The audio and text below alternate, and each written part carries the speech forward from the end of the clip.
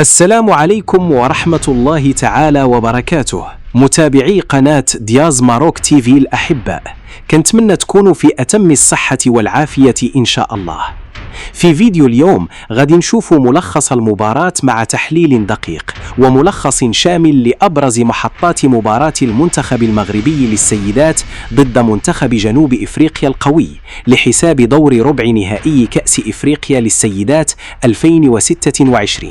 مقابله الهدف فيها ليس الاداء وانما تامين العبور، تاهل من يمين الى يسار. ساده مشاهدي كره مغربيه، الجهه اليسرى محاوله زيد بردواني في العمق، البحث عن غيثان، بحث عن فاطمه زهره على تكناوت، تحاول بامكان انها تبحث على الاستلال. فاطمه زهره تتاليه بدون استقبال اي هدف. هذه كره الجهه اليسرى، محاوله بهذه الكيفيه، ابعاد الخطر امر مطلوب. كنشوفوا هنا العوده من الخلف من حنان ايت الحاج.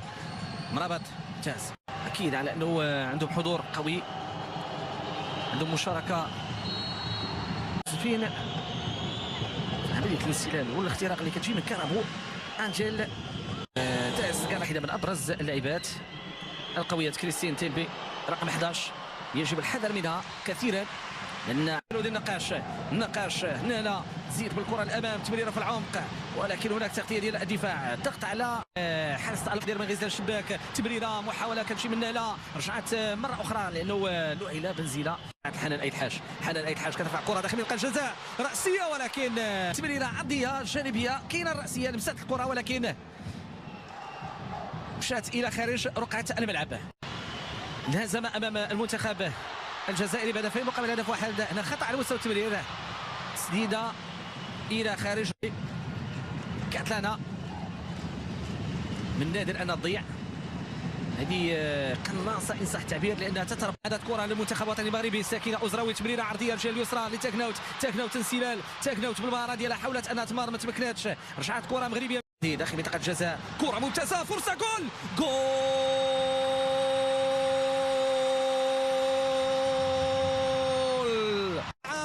تضع الكرة في شباك المنتخب الجنوب افريقي، تتسى المدرجات فرحا بهدف جميل المنتخب الجزائري. والان حنان ايت الحاج، شوف الكرة كيف لعبت، شوف التموضع، شوف الطريقة المثلى الرائعة، والكرة في الشباك. حارسة مرمى المنتخب الجنوب افريقي، الكرة وهي تدخل في الشباك. هذه من الاشياء الجميلة في عالم كرة القدم. هذا هدف من اروع هدافة كأس الامم الافريقية، لنجمة النجوم التي تتلألأ في سماء كأس الامم الافريقية الحالية. اولا كيف مرت، كيف عبرت. هذه كرة في الشباك، يجب ان تكون في الشباك. هذه كرة رائعة جدا، كرة تنفذ، محاولة تسديدة من غزلان الشباك ولكن الى خارج رقعة الملعب. خروج الحارسة غزلان الشباك لم تمكن من تأطير الكرة بشكل جيد.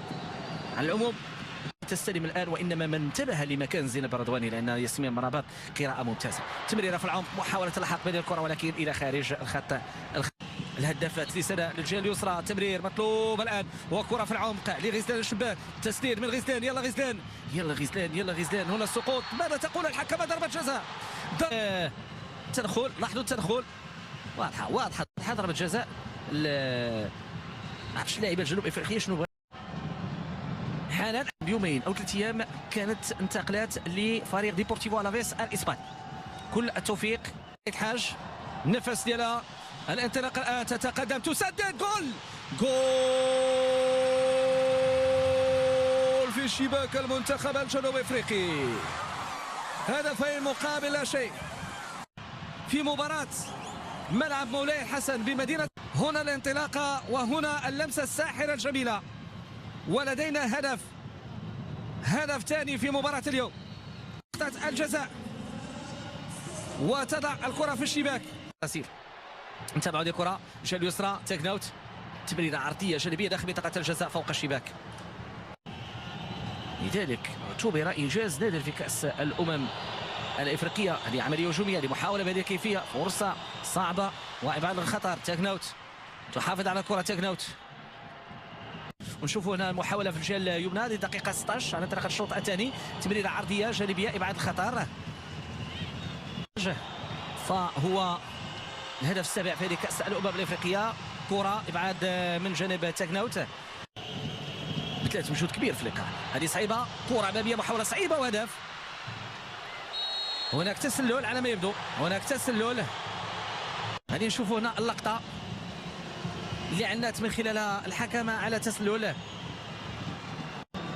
استوعب بأنه هنا الكاميرا من هذه الزاوية يتم احتساب هذا الهدف، يتم احتساب هذا الهدف، أول هدف كيدخل في شباك المنتخب الوطني المغربي في هذه الكأس الأمم الأفريقية. بعيدة في اللقطة الماضية، لاحظوا الخط اللي كيجي من غرفة الفار.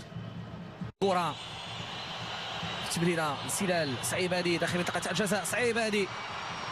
خديجة رميشي كتمكن من إبعاد الخطر. في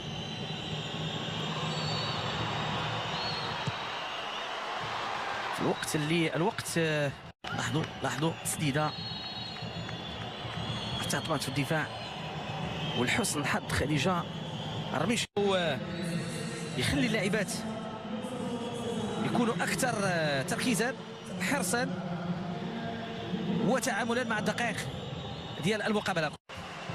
حاول صوب سكينة أزراوي، سكينة تبحث عن تسديد، تمرر لزينب أردواني، تمريرة عرضية جانبية داخل منطقة الجزاء. هذه محاولة مباشرة صوب الحارسة كايلين كريستين.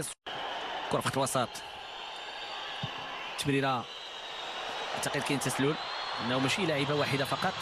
عودة آخر عملية هجومية مغربية، تمريرة عرضية داخل منطقة الجزاء، محاولة ممتازة، كرة من ابتسام جريدي، أعتقد ضربة جزاء. الحكمة لم تحرك ساكنة هنا. غادي نشوف أردواني، سناء مسودي، تمريرة في الخط الأمامي ولكن ضاعت لها الكرة.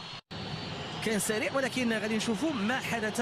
العرض البطيء، خدات الكرة هنا، تدخل من الخلف، هنا مرة أخرى تدخل ديال جريدي، حاولت تمشي للكرة. لاحظوا التدخل، شوفوها من زاوية أخرى.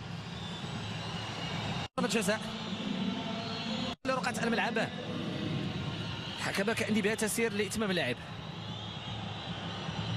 هذه المقابلة، والآن هل تمرر أم تسدد؟ تمرر، كرة داخل منطقة الجزاء، تدخل قوي.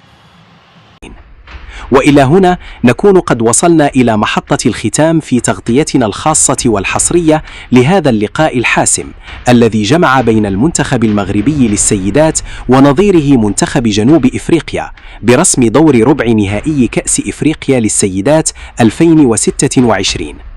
لقد تابعتم معنا تفاصيل هذه الملحمة الكروية التي عرفت تنافسا شديدا وندية كبرى فوق المستطيل الأخضر، حيث أظهرت لبؤات الأطلس روحا قتالية عالية وعزيمة لا تلين وقتالية